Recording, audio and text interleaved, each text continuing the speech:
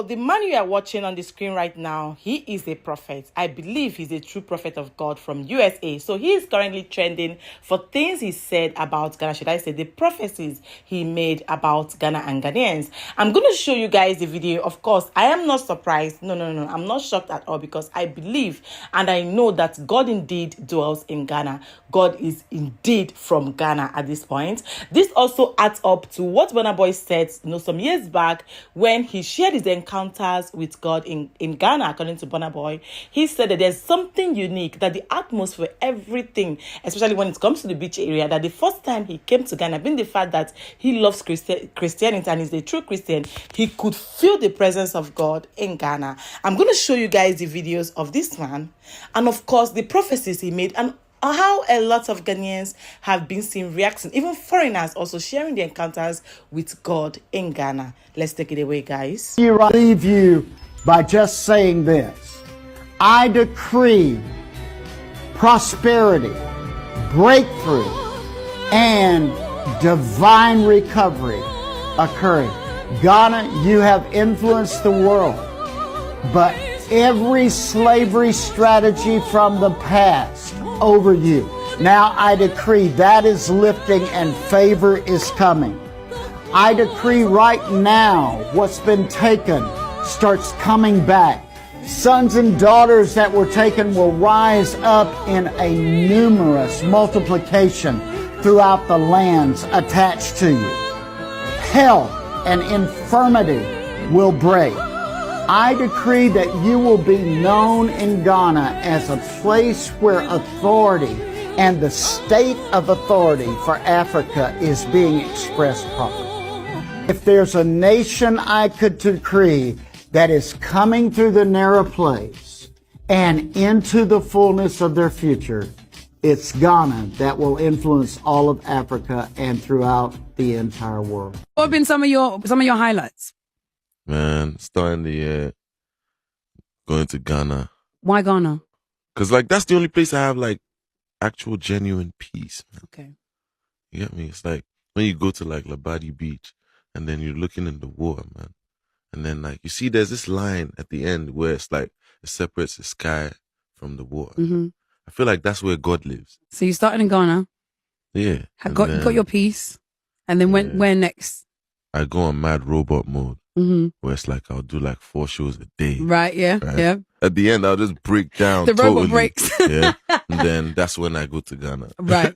Bro, when I went to Ghana, that was the first time I felt like just a black man. Yeah. I'm not a black man who's a threat. I'm just a black man. Yeah. That was the first time in my life that I literally walked outside in society and I felt no pressure to try and conform to what I think people's perceptions of me are.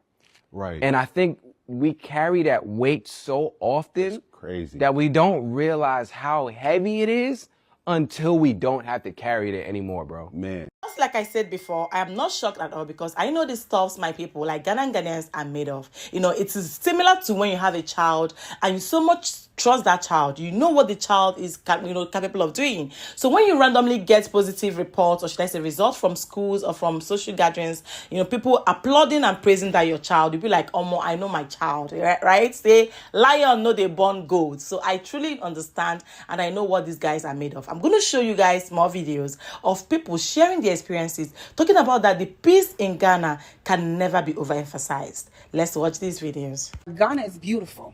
Ghana is beautiful. I mean, I've been not all over Ghana, but a lot of places. And every part of Ghana is different. But what makes it so beautiful is the people. You have some real nice, genuine people here. It gave me a sense of peace.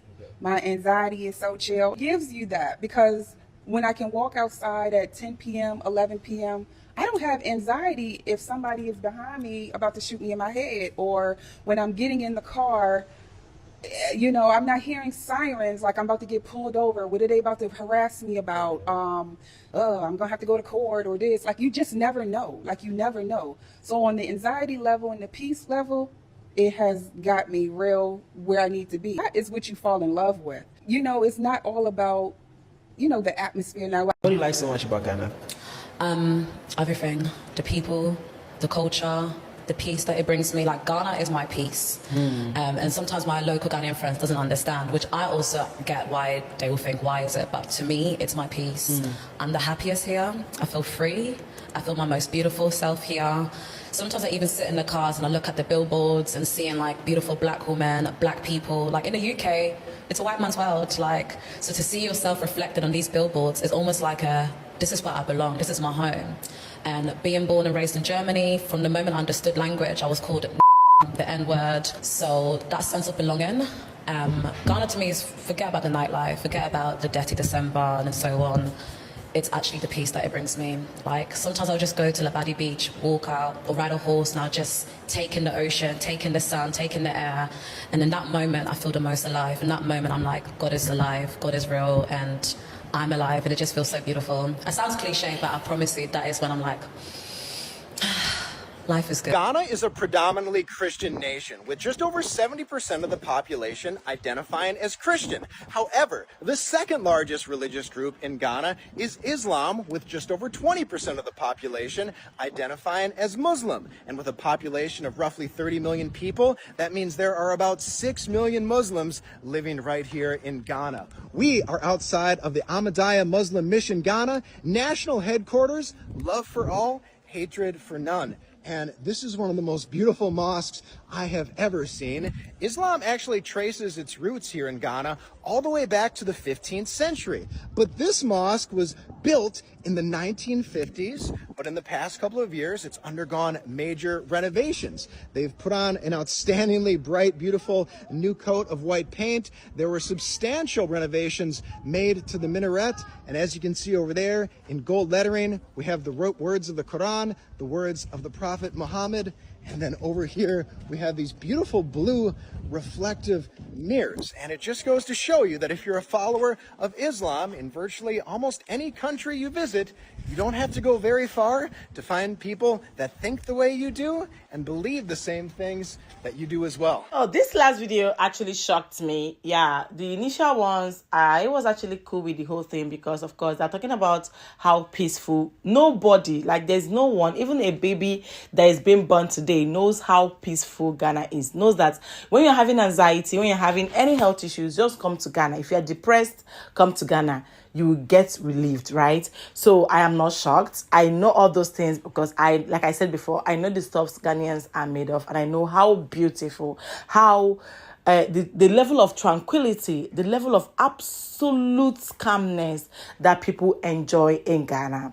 But then I am actually a bit, shocked about him talking about the fact that like the level of people Islamic religion, or should I say people that practice Islamic religion in Ghana, because I don't even know that they're up to that. I actually thought that Ghanaians are more of Christian than Muslim, being the fact that we all know that they are not as populated as Nigeria. Please correct me down the comment section, because like I usually say, anytime I make videos, I learn quite a whole lot from making videos. So I would like to know. That's the reason why I shared the last video by stream. I'm trying to breed travel someone on TikTok. Let me know whether all this, his findings and everything he said, how true it is. One of the things I really love about, let me talk about Ghana Muslim community, right? Like these guys can comfortably stay in the same compound. Like, you can have by the left-hand side church, right? By the right-hand side mosque.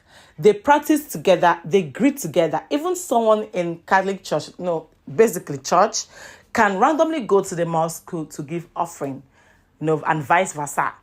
But these things don't happen in Nigeria, to be very honest. You can barely have church and mosque in the same compound.